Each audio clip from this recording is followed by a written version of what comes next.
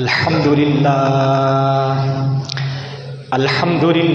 نحمده ونستعینه ونستغفره ونؤمن به ونتوکل علیہ ونعوذ باللہ من شرور انفسنا ومن سیئات اعمالنا من يهده الله فلا مضل له ومن يضلله فلا هادي له ونشهد أن لا إله إلا الله وحده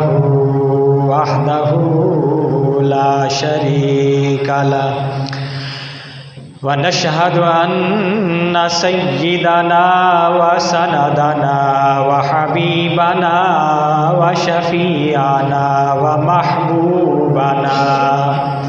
ومحبوبنا محمدا عبده ورسوله أما بعد فأعوذ بالله من الشيطان الرجيم بسم الله الرحمن الرحيم لقد كان لكم في رسول الله أسوة حسنة وقال النبي صلى الله عليه وسلم الحياء شعبة من الإيمان أو كما قال عليه الصلاة والسلام صدق الله العظيم.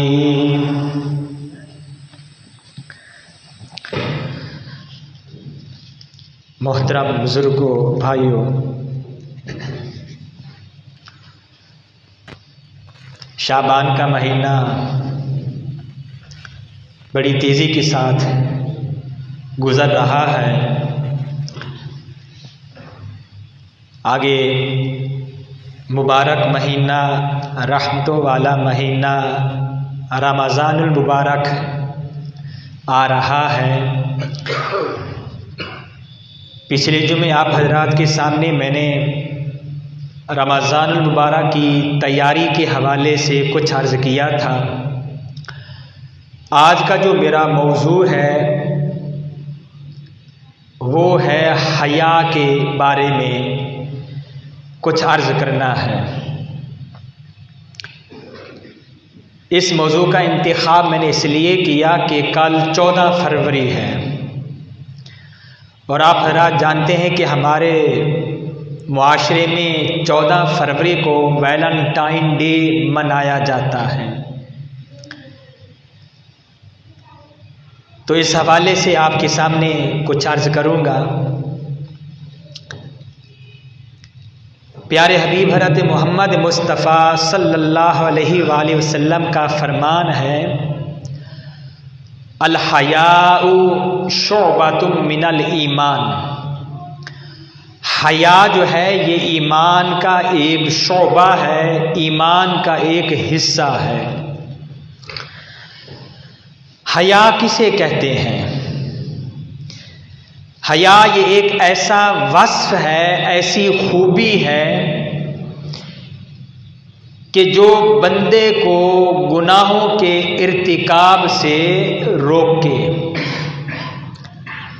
ایسے افعال سے، اعمال سے روکے جو افعال اعمال معیوب ہوتے ہیں، عیبدار ہوتے ہیں. ایسے وصف کو حیا کہا جاتا ہے. حدیث شریف میں آتا ہے سیدہ عائشہ صدیقہ رضی اللہ تعالی عنہ فرماتی ہیں کہ میں نبی کریم صلی اللہ علیہ وسلم کی آنکھوں میں جب دیکھتی تھی تو ایسا حیا نظر آتا تھا جو مدینہ منورہ کی کنواری لڑکیوں میں بھی نہیں ہوتا تھا. بہت زیادہ آپ میں حیا پایا جاتا تھا. حدیث کے الفاظ ہیں، آپ نے فرمایا لا ایمان لمن لا غیر تعالی ہو، کہ اس آدمی کا ایمان ہے ہی نہیں جس میں غیرت نہیں۔ ایک حدیث کے الفاظ ہیں، آپ نے فرمایا انا غیور، کہ میں غیور ہوں، غیرت مند ہوں۔ ایک روایت میں الفاظ آتے ہیں الغیرۃ من الایمان، غیرت کرنا یہ ایمان کا حصہ ہے۔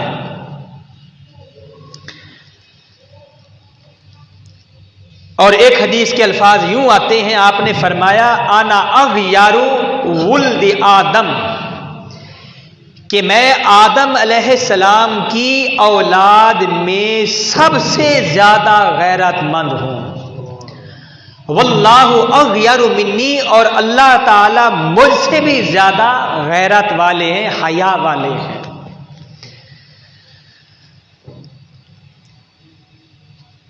تو اس سے معلوم ہوا کہ حیا اور غیرت جو ہوتی ہے یہ ایک بہت قابل ستائش وصف ہے۔ ہم اپنے اندر حیا پیدا کریں، ہماری نظروں میں حیا ہو، ہمارے پورے بدن میں حیا نظر آئے، جب باہر نکلے تو ہماری نگاہیں، ہماری نظریں جھکی ہوئی ہوں۔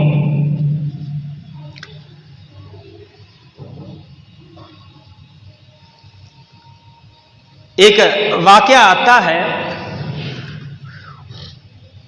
عمر فاروق رضی اللہ تعالیٰ عنہ کے دور میں ایک عورت یمن سے چلتی ہے، مدینہ پاک پہنچتی ہے، اکیلی سفر کرتی ہے۔ عمر فاروق رضی اللہ تعالیٰ عنہ پوچھتے ہیں کہ کیا آپ کو ڈر محسوس نہیں ہوا؟ اتنا لمبا سفر تھا، کہیں آبادی تھی، کہیں غیر آبادی تھی،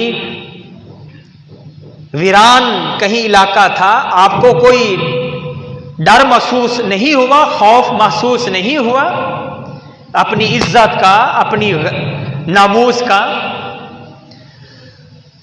تو وہ عورت یہ عرض کرتی ہے کہ اے امیر المومنین، یمن سے لے کر مدینہ طیبہ تک جس کو بھی میں نے دیکھا ہر ایک میں میں نے حیا پایا، اس لیے مجھے کوئی ڈر محسوس ہی نہیں ہوا۔ سعد بن ابی وقاص رضی اللہ تعالی عنہ صحابہ کے ساتھ ایک جگہ جہاد کرنے کے لیے تشریف لے جاتے ہیں۔ وہاں کے لوگ جو تھے، بڑے سردار جو تھے، انہوں نے اپنی عورتوں سے یہ کہا کہ تم بے پردہ باہر نکلو اور مسلمانوں کے سامنے جاؤ، وہ تمہیں دیکھیں گے، ان کا حیا پھر ختم ہو جائے گا، ان کا ایمان کمزور پڑ جائے گا۔ عورتیں بے پردہ باہر نکلتی ہیں۔ ان کو جب معلوم ہوا، پتہ چلا، تو سعد بن وقاص رضی اللہ تعالیٰ عنہ نے اعلان فرمایا، اے صحابہ، اے میرے ساتھیوں، قل للمؤمنین یغضوا من ابصارہم، اللہ تعالیٰ فرماتے ہیں کہ ان سے کہہ دیجئے کہ اپنی نگاہوں کو جھکا کے رکھیں۔ کسی ایک صحابی نے بھی کسی عورت کو نہیں دیکھا۔ واپس جب پہنچتے ہیں تو کوئی کسی سے پوچھتا ہے کہ وہاں کے مکان جو تھے ان کی چھتیں کتنی بلند تھی؟ تو جواب یہ ملتا ہے کہ جب ہم نے اوپر آنکھ اٹھا کر دیکھا ہی نہیں تو پھر ہمیں کیسے معلوم کہ کتنی بلند چھتیں تھیں؟ یہ صحابہ تھے جن کی نگاہوں میں حیا تھا، غیرت ہوتی تھی۔ تو حیا کرنا یعنی اپنے اندر یہ خوبی، یہ وصف پیدا کرنا کہ ہماری نظر میں حیا ہو، غیر محرم پر ہماری نظر نہ اٹھے، یہ ایمان کا حصہ ہے، ایمان کا شعبہ ہے۔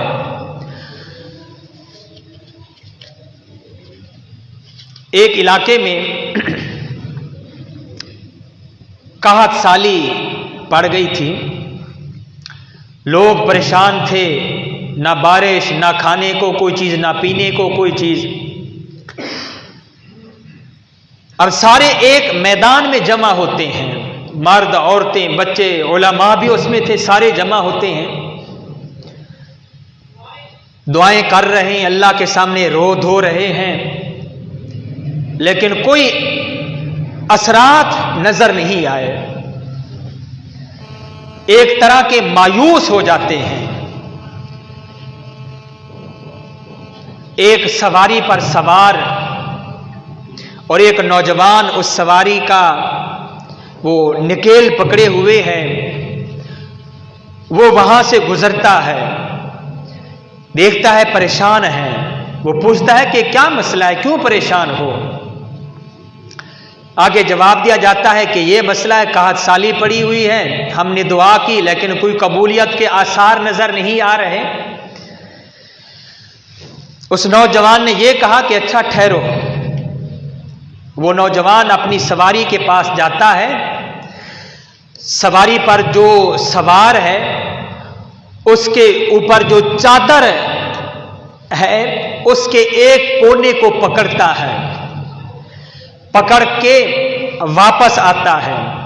تھوڑی دیر میں بادل آتے ہیں، بارش برسنا شروع ہو جاتی ہے۔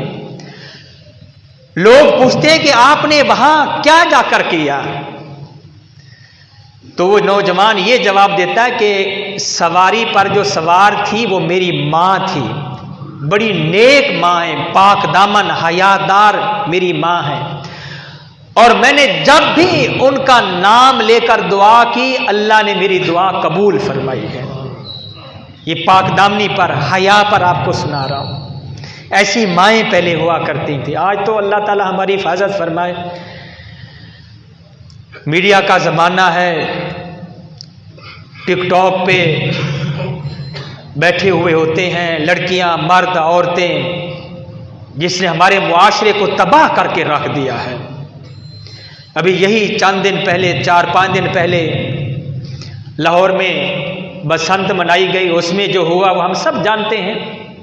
میں تو کہا کرتا ہوں کہ جو وہاں پر حاضر ہوئے گئے وہ بسنتے لوگ، اپنی پنجابی میں کہتے ہیں بسنتے، ہندوؤں کی رسمیں یہ، جس میں بے حیائی عروج پر تھی۔ اللہ ہماری ماؤں، بہنوں کی، بیٹیوں کی، بھائیوں کی، سب کی حفاظت فرمائے۔ میرے بھائیوں، ہم اپنے اندر حیا پیدا کریں، حیا والا جو یہ وصف ہے، جو خوبی ہے، یہ اپنے اندر پیدا کریں۔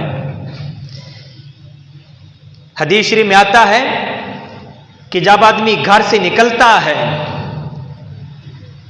اور نگاہوں کی حفاظت کرتا ہے، نظروں کی حفاظت کرتا ہے، تو نظروں کی حفاظت کرنے کی وجہ سے اللہ تعالی اس کو ایمان کی مٹھاس عطا فرماتے ہیں، اس کو عبادت میں مزہ آتا ہے، حلاوت محسوس ہوتی ہے۔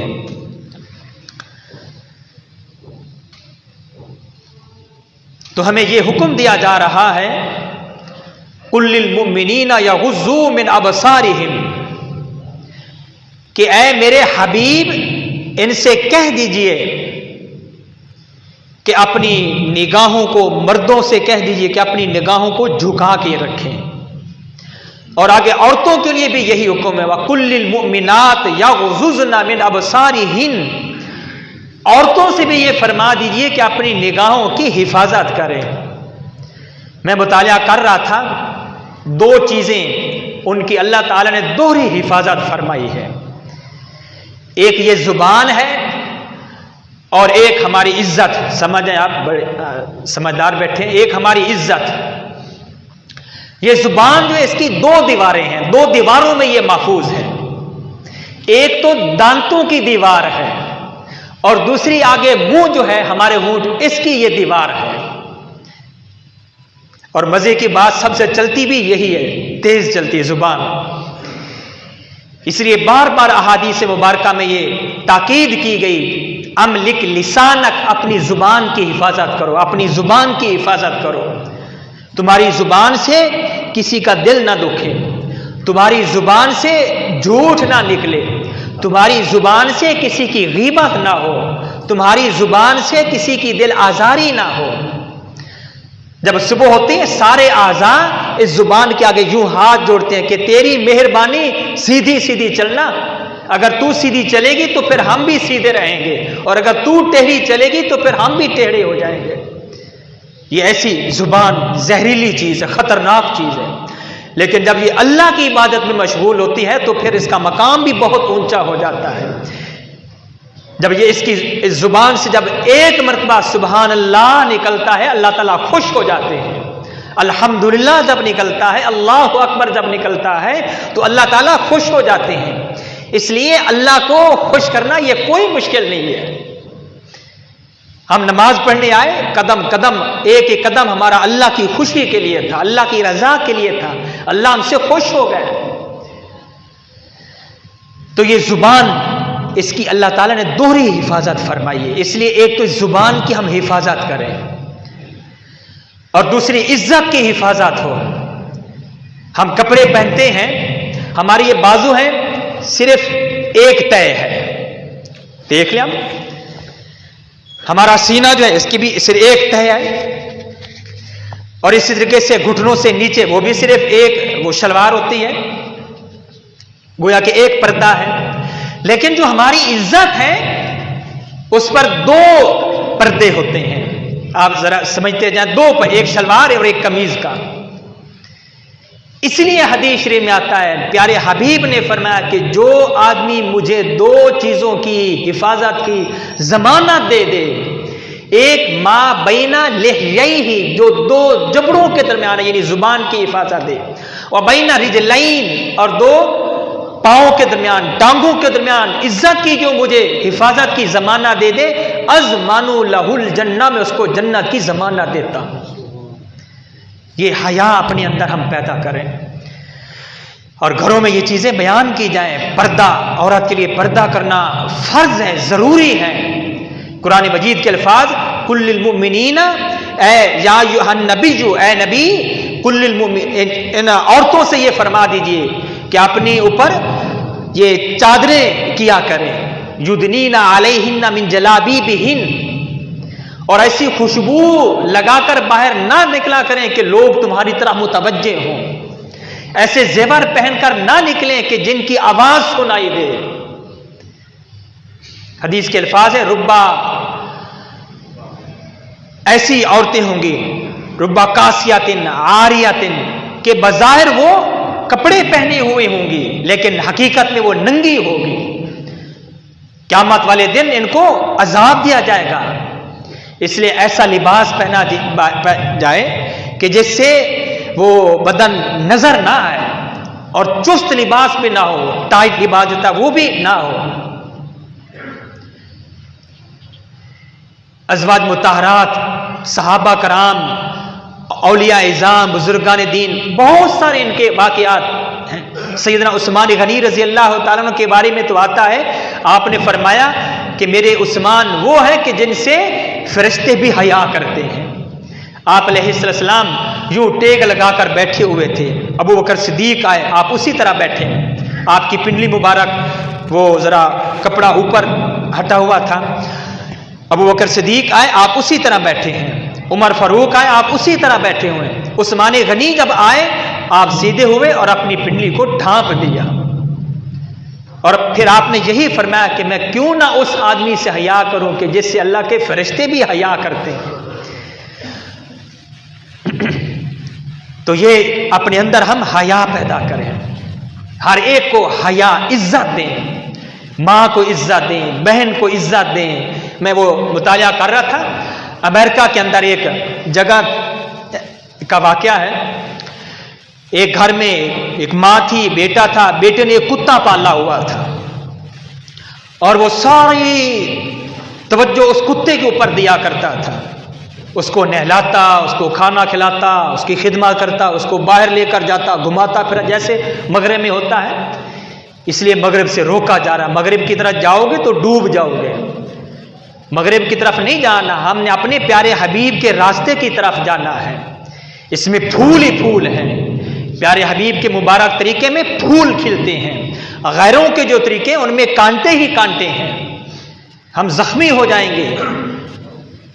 اس لیے غیروں کے طریقوں کو چھوڑو، مغرب کے طریقے کو چھوڑو، اللہ کے نبی کے طریقے کے مطابق ہم زندگی گزاریں، صحابہ کے طریقے کے مطابق زندگی گزاریں۔ لقد کان لکم فی رسول اللہ اسوۃ حسنہ، اللہ کا فرمان کہ تمہارے لیے رسول اللہ صلی اللہ علیہ وسلم اسوہ حسنہ، بہترین نمونہ ہے، ان کو دیکھ دیکھ کر زندگی گزارو، ان کے طریقوں کے مطابق زندگی گزارو۔ تو ماں نے عدالت کے اندر مقدمہ دائر کیا کہ میرے بیٹے کے بارے میں وہ یہ فیصلہ کیا جائے کہ وہ روزانہ مجھے 10 منٹ دے دیا کرے۔ ماں نے بھی وکیل کیا، بیٹے نے بھی وکیل کیا۔ جب عدالت میں حاضر ہوئے، عدالت نے یہ کہا کہ ہمارے مقامی قانون کے مطابق، ان کا جو قانون جو تھا مقامی قانون کے مطابق یہ ہے کہ جب بچہ 17-18 سال کا جب ہو جائے تو پھر اس کو ہم مجبور نہیں کر سکتے۔ رہا تمہارا مسئلہ، تمہاری دیکھ بھال کا مسئلہ، تو وہ اولڈ ہوم جو ہوتے ہیں وہاں پر آئے، ہم آپ کی دیکھ بھال کریں گے۔ یہ غیروں میں ہوتا ہے۔ اور نبی کریم صلی اللہ علیہ وسلم کو، آپ کی زندگی کو دیکھیں، جب بیٹی آتی ہے تو آپ اپنی چادر مبارک بچھا دیتے ہیں اور بیٹی کا ہاتھ پکڑ کر اوپر بٹھاتے ہیں، بعد میں آپ بیٹھتے ہیں۔ کتابوں میں لکھا ہے کہ جب سفر سے واپس آتے تھے تو اپنے گھر میں جانے سے پہلے بیٹی فاطمہ کے گھر میں پہلے جاتے تھے۔ یہ بیٹی کو عزت دے رہے ہیں۔ اور بہن حضرت شیمہ رضی اللہ تعالی عنہ، آپ کی رضائی بہن، حقیقی بہن تو آپ کی تھی نہیں، آپ کی رضائی بہن اماں حلیمہ کی بیٹی تھی یہ، چونکہ آپ نے ان کا دودھ پیا تھا حضرت حلیمہ سعدیہ رضی اللہ تعالی عنہ کا، تو ان کا بیٹا اور ان کی بیٹی آپ کی نبی کریم صلی اللہ علیہ وسلم کا رضائی بھائی اور رضائی بہن ہوگی، دودھ شریک۔ تو ایک جنگ میں، ایک جہاد میں گرفتار ہو کر آئیں۔ اس نے یہ بھی کہا کہ تمہارے یہ نبی کریم صلی اللہ علیہ وسلم جو ہیں وہ میرے بھائی ہیں۔ صحابہ نے آ کر آپ سے کہا کہ یا رسول اللہ، ایک عورت ہے جو آپ کے بارے میں یہ کہتی ہے کہ وہ میرے بھائی ہیں۔ آپ نے فرمایا کہ وہ شیمہ تو نہیں ہے، ان کا نام شیمہ تو نہیں ہے رضی اللہ تعالی عنہ۔ صحابہ نے کہا ہاں یا رسول اللہ، ان کا نام شیمہ ہے، وہ اپنا نام شیمہ بتلاتے ہیں۔ آپ علیہ السلام کھڑے ہوئے اور ان کو بلوایا اور ان کے لیے بھی چادر بچھائی، وہاں پر بٹھایا، اور آپ نے یہ فرمایا آپ بھی آزاد اور آپ کے صدقے آپ کے قبیلے کے سارے لوگ آزاد ہیں۔ یہ بہن کو عزت دے رہے ہیں۔ اور ماں اماں حلیمہ رضی اللہ تعالی عنہ جب آپ کے پاس آیا کرتی تھی تو آپ ان کے لیے بھی چادر بچھاتے، عزت دیتے، ادب دیتے تھے۔ تو میرے عزیزوں، یہ آج جو میں آپ کے سامنے یہ عرض کر رہا ہوں حیا کے حوالے سے، کیونکہ کل 14 فروری ویلنٹائن ڈے منایا جائے گا جو کہ بالکل حیا کے خلاف ہے۔